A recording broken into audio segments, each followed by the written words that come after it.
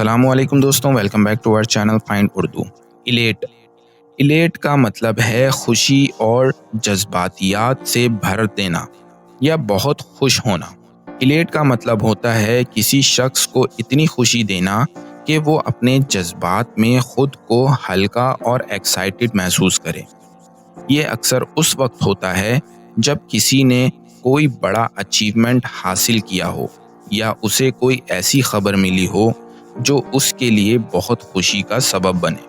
Elite ہونے سے انسان اپنے اندر کانفیڈنس اور انرجی فیل کرتا ہے اور وہ اپنے جذبات اور سوچ میں پازیٹیوٹی محسوس کرتا ہے۔ یہ لفظ ان لمحوں کو بھی دکھاتا ہے جہاں ایک شخص کو اپنی زندگی میں پازیٹیوٹی اور موٹیویشن ملتا ہے۔